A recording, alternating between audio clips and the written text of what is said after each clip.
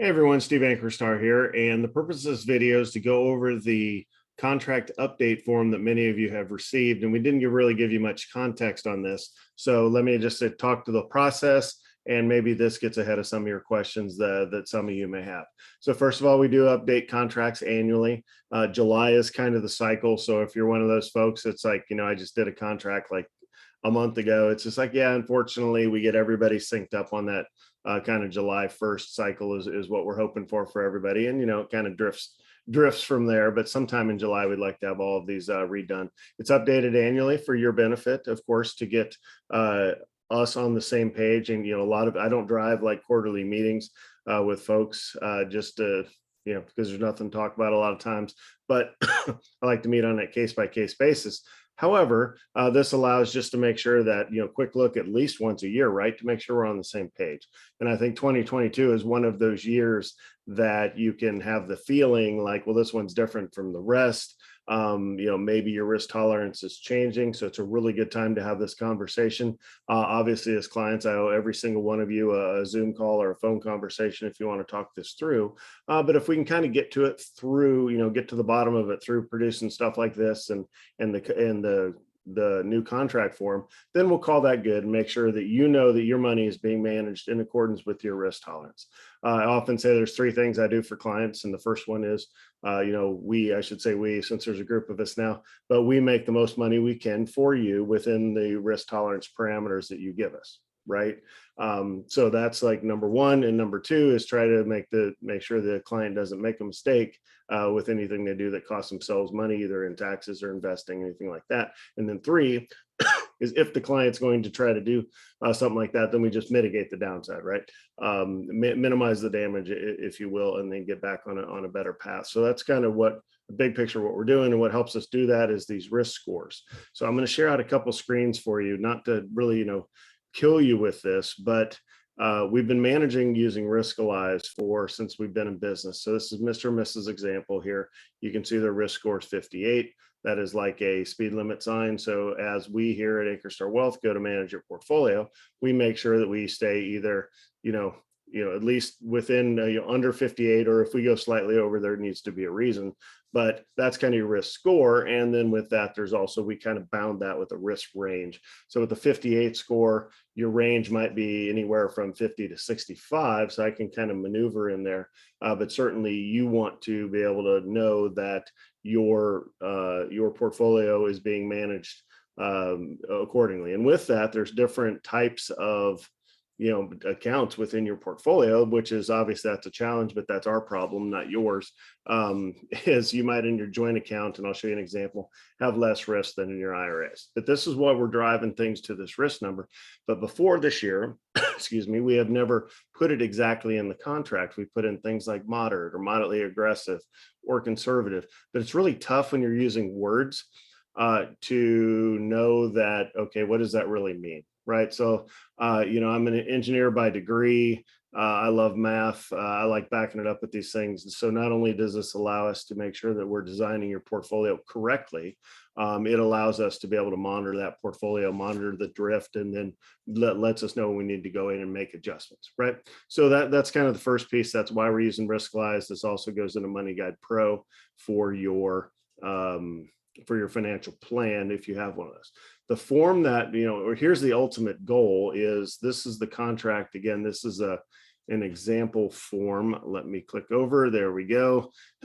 So this is what you're going to see when the contract comes back to you for signing. And this is a little bit more than you've seen before.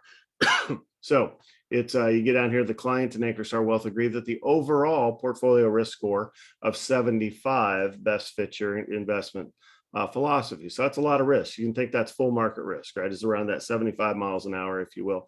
And then the risk range is right below that. So when we manage your portfolio in the aggregate, we look at the big risk score and make sure that it's between 70 and 80.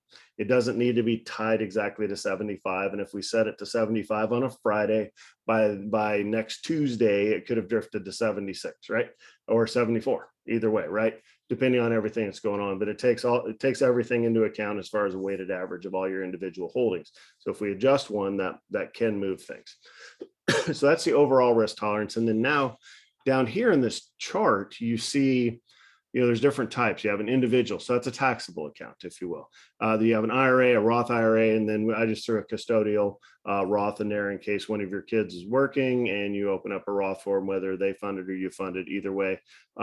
So when you look at overall risk, generally, even though the client has an overall risk of full market risk, there's the safe money, right, or the advanced bank account money, right, that is out of their savings and on into their brokerage account. Generally, for most people, that's a lower risk. So you have a 49 risk number here and a risk range anywhere from 45 to 55. Then you have your IRAs, which again is not money you're not going to touch until retirement, possibly not even until you have to take mandatory distributions. It's currently 72. That number is going to move higher with the Secure Act 2.0 if that passes. I think it will, all the way up to 75 over time. So we're talking money way down the road, so you can afford to take more risk. Hopefully that makes sense to you. This is shorter term money. You may or may not need it. You don't know when the air conditioner is going out or the roof or need to buy a new car or anything like that. So your taxable account money, you generally keep a little closer, a little less risk. And then you really get more risky in your IRAs and even in your Roth. You can, since you're never going to be taxed again, you're going to take more risk in that generally.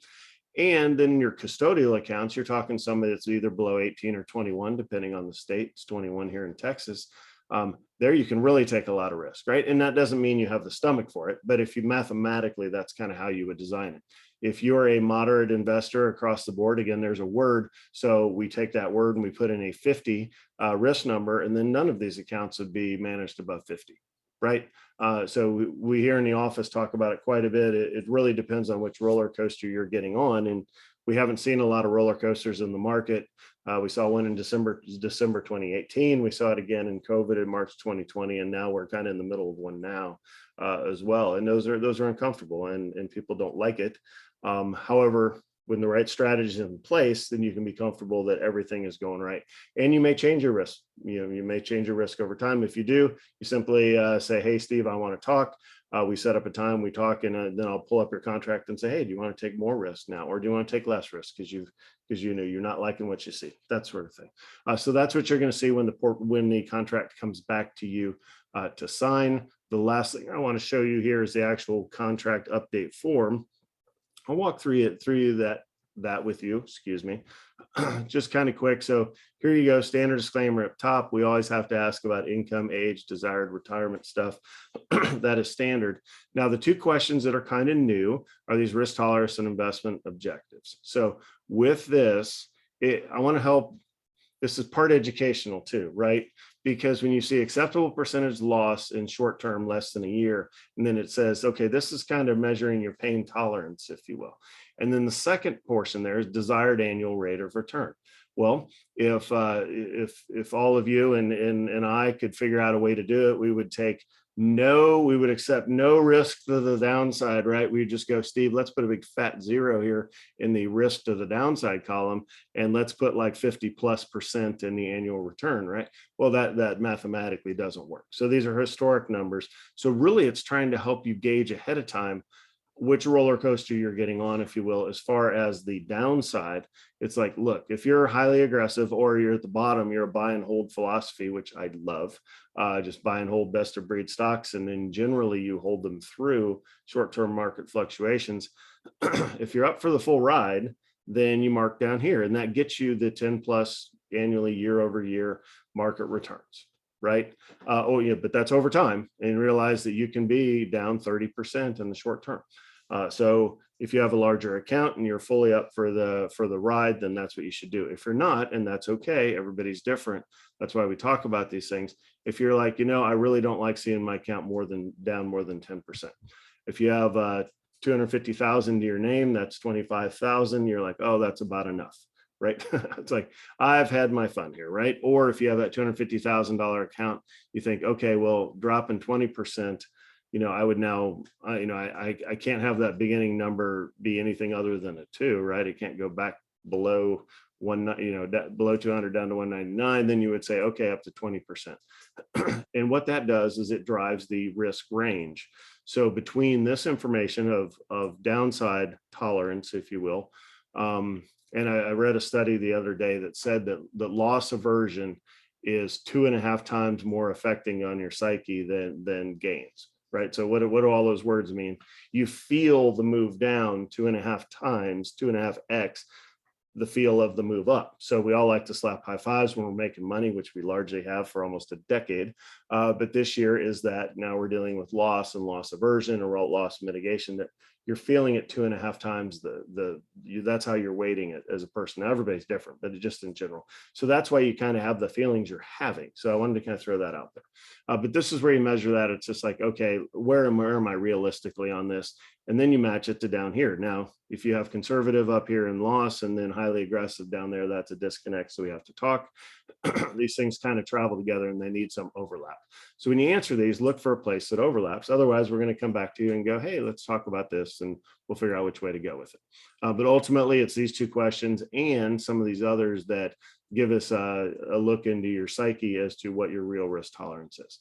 So describe your investment objectives. This question is a repeat from before, so you've all seen that. How did you respond? How would you respond in a decline? Are you looking to sell, add more, or any of the spectrum in between? This is a new one. Which of the following scenarios would make you more uncomfortable? Making an investment and watching it decline, or selling an investment and watching it increase in value? That's an interesting question, and it's hard to really say. But it's funny because almost everybody marks making an investment and watch it decline. But the real, I say whining and I say kind of in jest, but the real feedback I get is when I sell something and then it moves up. It's just like, it seems like people feel that in reality a lot more. But just answer honestly. And if you're like, gosh, I don't know, what was the first one that popped in your mind? Treat it like the SAT or whatever from back in the day. If you kind of started thinking these things are equal, then go back to default to your test taking skills to, well, which one did I think first? Because that's probably right. And then it asks some 2007 to 2009 questions. Well, if you weren't invested during the global financial crisis, just put not applicable. But if you were, you probably remember those emotions and what you did, then you mark it accordingly, right? Same thing. How was your anxiety level during that time period? So really it's kind of adding some integrity to, okay, you've told me what you think it was, but let's go back to the only real data point that we have for a 50% greater sell-off, which you did from 2007 to 2009, from the peak to trough, was 53%. So how did you deal with that? That helps me get into your mind as far as how we should manage your portfolio. Then it has the knowledge question and experience question. So that's kind of all I have for you today. I just wanted to throw this out there and say this is why we're asking these new questions. Again, the goal is to get it back to where we can tie your portfolio to a score. We have some optimized portfolios that we're using now, and then that's the core, and then the satellite piece is some other stuff that's on the edge. But with those two, the management controls that we have on your portfolio let us know if anything's drifting, either way, right? Too conservative or too risky. So that way we can make a change. Obviously, when you back out and think of this from the macro perspective, just like when markets sell off, stocks get cheaper and you want to increase risk, same sort of thing. So when it's that automatic rebalancing that everybody acts like that's something special. Well, no, it's not special. Everybody's doing it. And then people say tax loss harvesting, we do that. It's like, well, everybody's doing that, right? Those are table stakes. This system lets us, incorporate and manage all of that thing with a math-based and not an emotion-based perspective. So that's all I have for you today. Hopefully that clarified things and didn't make things more confusing. I'm sure that my explanation wasn't perfect by any means, but hopefully that gets you a better feel for why we're asking the questions that we are asking. And again, it's all better to help manage your portfolio in accordance with your own risk tolerance. So with that, thanks again for your trust and confidence in Ankerstar Wealth, and we'll talk to you soon. Bye.